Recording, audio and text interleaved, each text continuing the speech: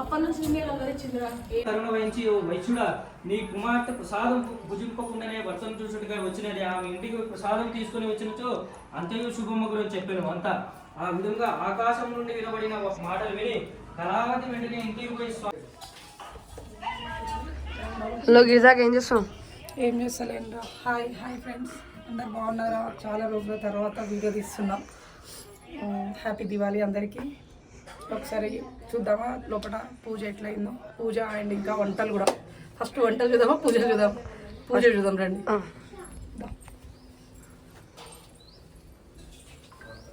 కొంచెం జరుగునా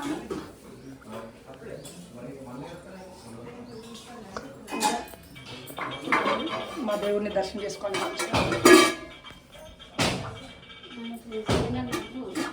అక్కడ రథం తీసుకుంటాం.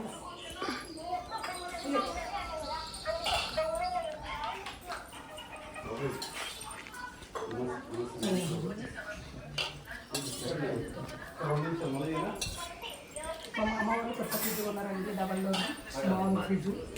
ఫ్రిడ్జ్ టూర్ ఇంకొకసారి చేద్దాము.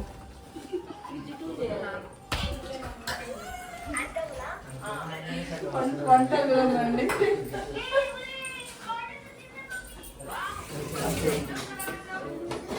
Rice, veg biryani.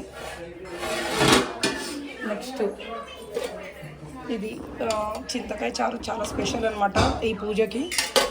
నెక్స్ట్ వచ్చేసి గుత్తి వంకాయ కర్రీ. తర్వాత ఇది దోసకాయ పప్పు. నేనే చేసినట్టు కష్టపడి వంట అంతా మార్నింగ్ నుండి. ఇది దోసకాయ అండ్ టమాటా మిక్స్డ్ పచ్చడి అనమాట. నెక్స్ట్ ఇది వచ్చి గోకరకాయ కర్రీ. ఇది కూడా చాలా స్పెషల్ ఈ పూజకి.